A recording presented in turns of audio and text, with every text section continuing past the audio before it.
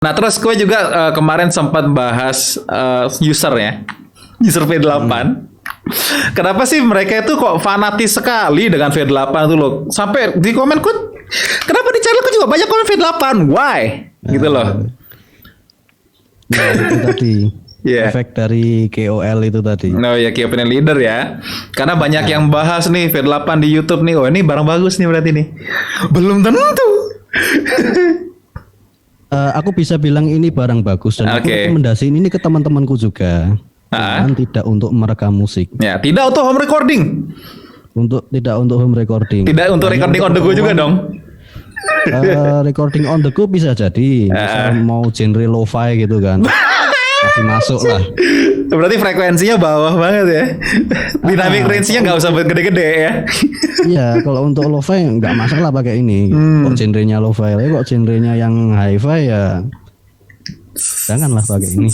Susah yang mixing ntar. Aku aja kemarin beberapa memang beberapa orang ngirim ke aku sampel audio untuk di mixing. Dan aku langsung tebak ini masih pakai V8 ngerekamnya gitu. Kok tahu? Tahu lah, frekuensi responnya cuma sampai 11 kHz doang gitu kan. Kita mau naikin suara airnya nggak bisa gitu kan. Padahal untuk standar dimensi juga nggak bisa. Standar recording itu kan paling nggak sampai 18.000 ke 20.000 ya kan. Kalau untuk detailnya ya kan. Yes, detailnya. Jadi frekuensi yang ketangkap baru segitu paling nggak. Tapi kalau spesifikasi teknis yang ada di Soundcard paling enggak minimal untuk CD quality itu adalah 44,1 kHz. Oh, itu sample rate-nya ya. DVD quality itu 48 kHz. Iya, 48.000. Di 16 bit. Kemudian untuk studio quality itu bisa sampai 192 kHz. Iya, ini di gigabyte-ku ini kan ada Sound Blaster atau apa gitu. Aku lupa soundcard ini. Ini aja ada 24 bit, 16 bit, 192.000 studio quality gitu loh. Jadi istilahnya kalaupun aku pakai itu untuk recording, bikin lagu nih, kan berarti buang-buang duit dong jadinya. Mending kalau langsung colok dong mikrofon. Yes. Mending langsung colok dong. Kalau Sound Blaster udah standar studio recording semua kok. Iya. Sound Blaster. Sound Blaster apa gitu? Sound Blaster X atau apa gitu? Lupa. PCI harganya bisa 4 jutaan. Iya, yang PCI. Ini kan yang tandem tapi. Yang tandem. Walaupun nggak bisa disamain sih. Iya, sama mainboard. Walaupun nggak bisa disamain sih ya. Tapi yang cukup lah ya. Ya, cukup itu. Nah, kenapa kok bisa fanatik loh? Balik lagi kok bisa fanatik sekali orang sama V8 ini gitu loh. Kayak orang mau belajar itu harus beli V8. Why V8?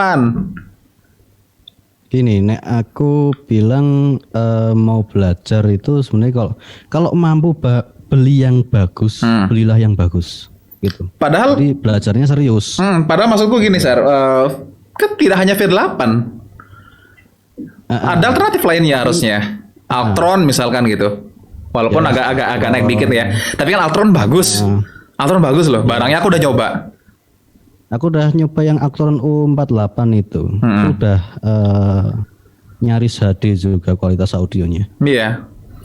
Itu maksudku loh. Kan bisa aja dia nabung dulu sedikit ya. Tidak, kan nggak jauh banget.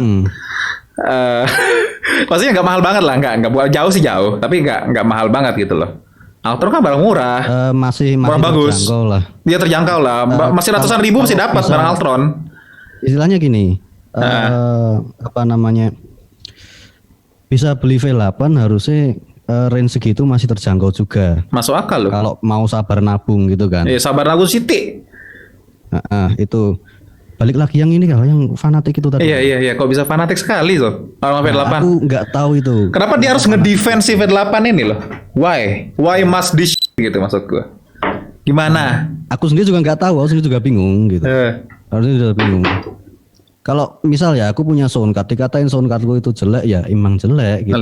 Dia terus. Ya, emang jelek. Besok mau beli yang bagus, aku bilang gitu. Karena aku paham teknis. Iya. Paham teknis gitu. Kan artinya kue pakai itu buat sementara, tapi pas sudah ada duitnya beli yang bagus, iya kan? Yang kalau yang fanatik tadi lo ya. Iya. Sejujurnya aku nggak ada masalah. Nggak ada masalah. Yang jadi permasalahan adalah mereka seneng dengan dunianya sendiri, itu dunia mereka nggak masalah. Tapi ketika ada orang lain sama-sama pengguna gitu kan, yang dulunya disaranin beli V8 terus ayo yang V8 kumpul sini gitu, share karya kalian. User V8 mana suaranya? Pursa anjir. Nah, itu aku nggak ada masalah. Yang jadi masalah adalah ketika ada user yang dia itu punya masalah teknis. V8 ini latensinya parah banget. Terus untuk kompensasinya gimana dong? Nggak tahu. Latensinya parah banget. Oke. Karena bitrate-nya itu cuman bitrate. Sample rate-nya.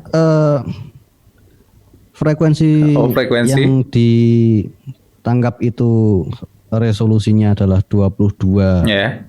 Sampel rate 05 22.000 kilohertz. Masuk ke software DAW, entah itu FL Studio atau apapun. Terus kemudian menggunakan ASIO for all dengan harapan latensinya hilang, yang ada malah macet-macet. Iya. Ini aku share screen ya. Ini aku share screen nih. Yes. Ini ada yang ini. Bang, BM800 kalau pakai alat bantu V8 kok suara patah-patah ya?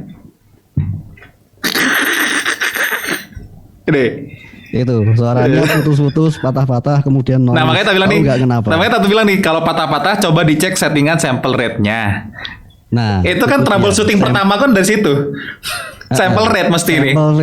Sample rate-nya sample rate, buffer size di ASIO for all dan lain sebagainya kan bisa jadi yang mana aja gitu loh. Yes. Nah, sample rate yang ada di desktop kita atau di Windows kita itu secara default dia adalah CD quality atau DVD quality. CD quality berarti 44.100 ya.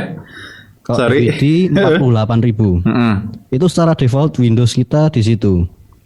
Sementara V8 ini adalah radio AM quality. AM loh, bukan FM ya? AM loh ya. Radio AM. Silahkan cek sendiri nanti untuk frekuensi respon 22 kHz itu radio AM. Oke. Itu untuk V8 ya. Dengar-dengar yang V10 atau apa itu dia sample rate-nya 32 kHz. Oh my goodness. Masih di bawah CD quality. Artinya kan kalian tidak bisa membuat untuk recording lagu gitu loh. Iya enggak sih? Yes, kayak gitu. Karena kan CD quality itu kan kualitas CD yang kita dengerin gitu loh. Misalkan CD KFC kan ini berarti standarnya segitu loh, 44.100. Itu standar dari Sony itu. Iya, standar Sony gitu loh. Standar Sony. Lah cuma setengahnya kurang. Oh my God. Kasih tahu kenapa kok dia kualitasnya radio AM? Iya, kenapa sih seperti itu? Why? Karena audio yang bitrate dan sample rate-nya kecil. Kapasitas filenya itu juga kecil. Ya, streamnya lebih kecil. Nah, ketika kita live stream ya, live di internet gitu. Oke. Uploadnya juga akan kecil. Iya. Transmisi datanya juga akan kecil. Tetapi kualitas suaranya mentok segitu. Yes, kualitas suaranya mentok segitu. Kalau aku pribadi kan istilahnya downscaling ya. Kalau aku kan sering-sering record video pun itu kan 4K, nanti tak downscale ke 1080 kan hasilnya tajam banget karena di downscale.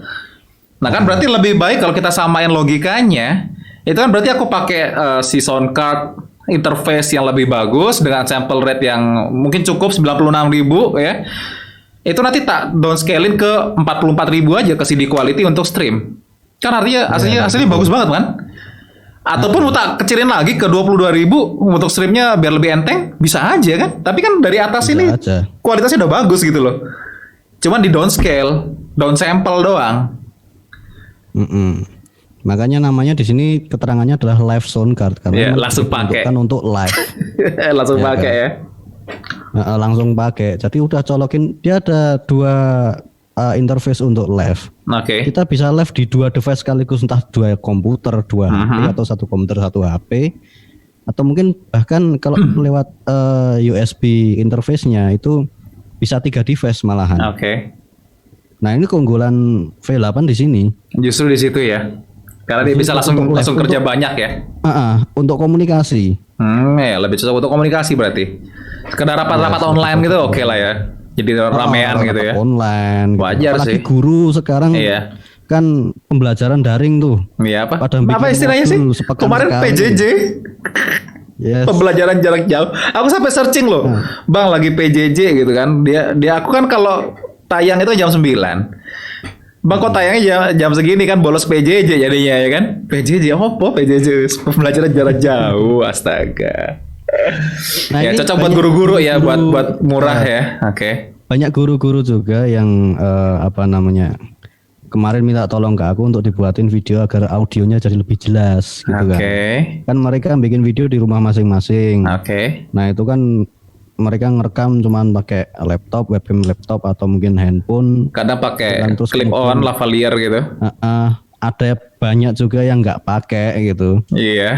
Itu terus noise-nya jadi kerekam yang suara kendaraan di depan rumah lah, suara tetangga lagi benerin tembok lah. Iya, tok tok tok tok. Jadi ini kalau buat kayak gitu membantu banget. Berarti kan memang seharusnya sesuai peruntukannya, balik lagi ke sesuai peruntukan kayak gitu loh. Berarti peruntukannya yaitu adalah untuk live aja gitu loh. Sedangkan kalau dia untuk komunikasi. Iya, home recording ataupun recording on the go ya nggak cocok gitu loh.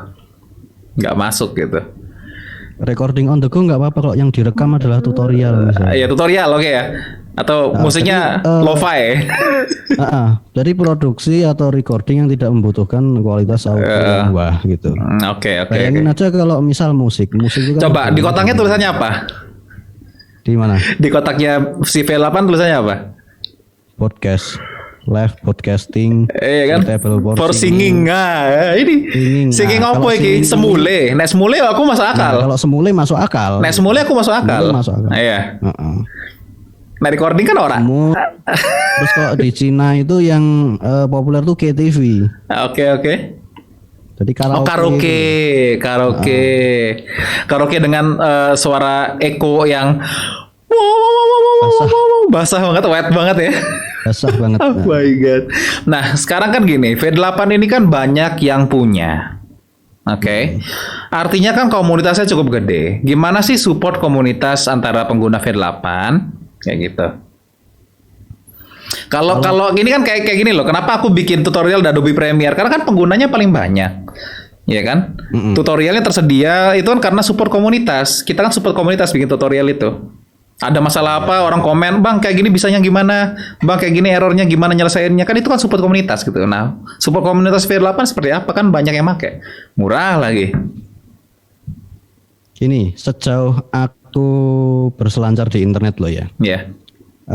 Aku belum menemukan komunitas yang secara khusus membahas V8 dan bagaimana supportnya atau mungkin sesama pengguna tuh gimana sih. Tapi kalau tak lihat di berandaku aja atau mungkin di grup-grup yang lebih general, misalnya grup DAW misalnya. Nggak usah jauh-jauh lah ya. Nggak usah jauh-jauh, grup DAW aja. Terus kemudian grup-grup yang buat nge-share karya-karya musik gitu kan. Itu gini, ketika ada yang itu tadi, ada yang mengalami masalah teknis, latensi, kemudian ada lagi patah-patah, kecil, patah-patah, kemudian ada lagi noise dan kawan-kawan, itu sesama pengguna V8 tak lihat mereka nggak ada upaya untuk bantu temannya. Yang mana pada akhirnya yang para master itu turun tangan. Akhirnya masternya turun ya, turun gunung ya. Masternya itu turun tangan. Iya. Master ya yang tak kenal loh ya. Oh iya. Mereka turun tangan. Intinya yang mau turun tangan kan ada juga master yang merasa nggak perlu diladenin lah ya. Jadi ngapain ngurusin begituan kan ada juga master yang kayak gitu kan. Iya emang. Yang mereka yang mau turun tangan menyarankan udah ganti aja. Iya. Masuk akal sekali itu. Aja dengan beli sound card yang lebih bagus aja gitu. Ya maksudnya kayak tadi kan alternatifnya banyak murah gitu loh. Terus. Terus akhirnya V8-nya dijual. Iya. Nah gitu. Dan itu banyak banget terjadi. Kan artinya gini, orang beli hampir tiap hari ada. kan tadi kan sebut tadi kan, aku bisa aja mungkin suatu saat beli V8, tapi kan aku karena paham spek. Jadi kan nggak beli. Kan artinya gini, orang yang kebanyakan beli soundcard V8 ini kan orang nggak ngerti teknis. Yes. Artinya kalau ada permasalahan teknis orang nggak ngerti juga. Bantunya gimana? Cuma karena punya. Cuma karena punya kan bukan berarti bisa bantu. Nah, makanya kemarin kan aku bikin review jujur itu. Nah, buat kalian yang belum nonton review jujurnya MSR, klik di layar kanan atas kalian. Ini, tangannya di sini ya, sini. Oke. Atau link diskusi di bawah. Ya. Oke. Gimana? Lanjut. Ya, jadi, nah itu juga yang bikin aku sebel sebenarnya, gitu loh. Ya karena nggak ngerti aja. Ya nggak ngerti, terus apa namanya? Menggunakan tidak sesuai peruntukannya, terus akhirnya banyak yang kecewa, banyak yang apa namanya menjual kembali produknya gitu kan. Dan dipaketin lagi. Aduh. Nah, ini buat teman-teman yang nonton ya. Kalau gue nyaraninnya sekarang dengan budget maybe 500 ribuan, oke. Kalau si V8 pasti kebeli, ya, cepet gitu loh. 500 ribuan, mungkin salah satunya Altron tadi. Tapi kalau misalkan gue punya brand di kepala, gimana sih cara mendapatkan kualitas suara yang bagus dari mikrofon dengan 500 ribu aja?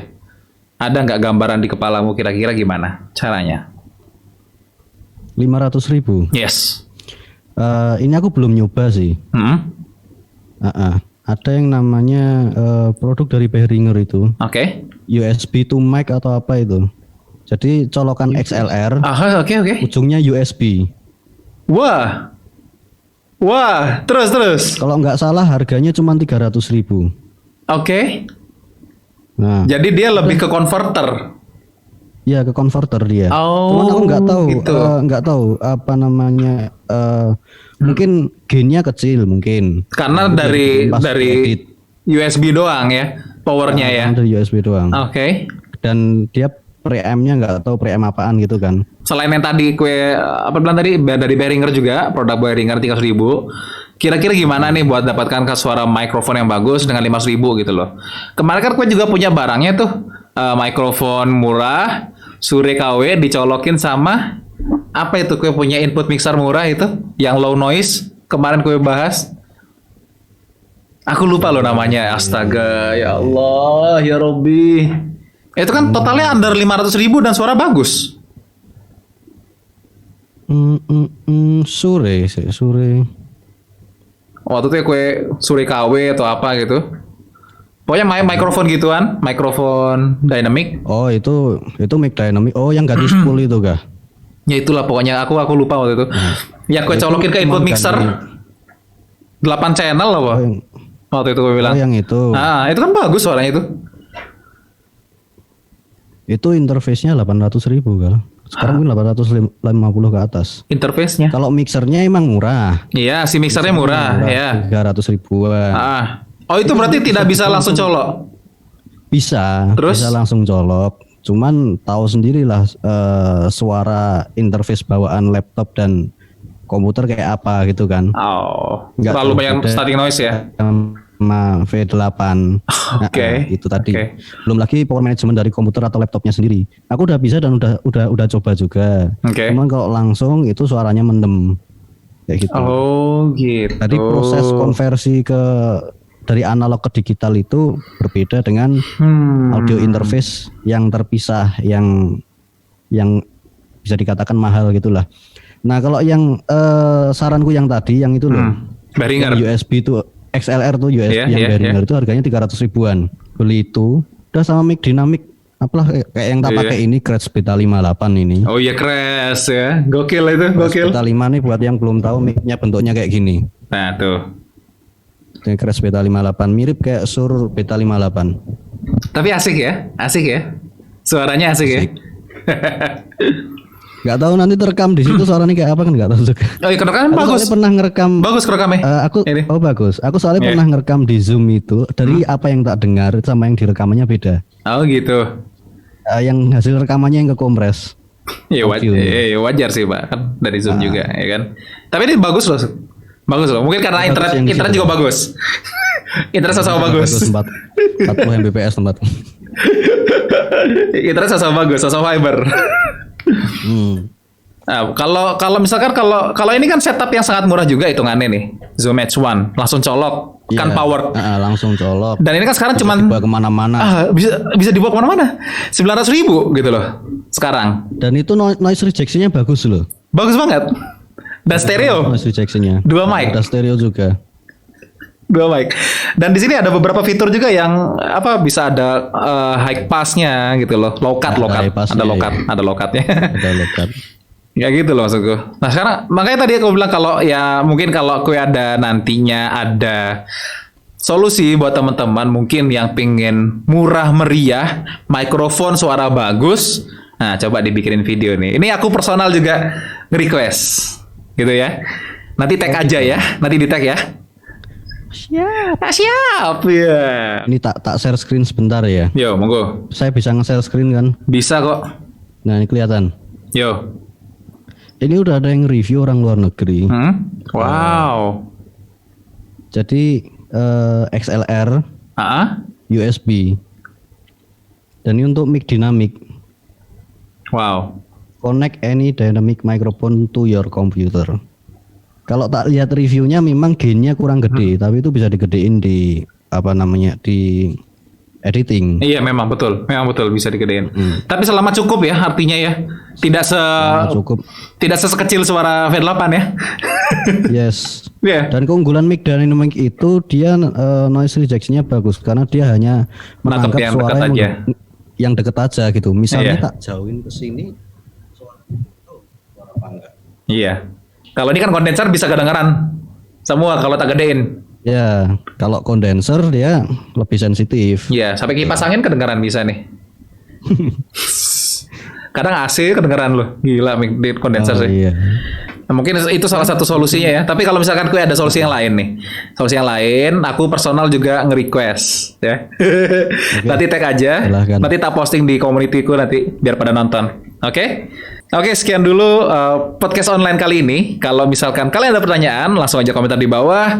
Bisa juga langsung tanya ke MSR atau di IG-nya MSR. Ayo, di spam aja IG-nya MSR ya. Kalau ada yang tanya-tanya ke Telegram aja ya. Nah, tuh. Minta boleh tuh. WA, tapi mohon maaf aku nggak bisa ngasih nomor WA untuk saat ini. Iya. Karena WA khusus untuk komunikasi khusus ya. Iya, khususon. Yang lain Telegram aja di @msrhth. Nah, oke. Nanti kalian juga bisa tanya-tanya di msrhth di Telegram. Oke. Sekian dulu, semoga bermanfaat dan terus berkarya.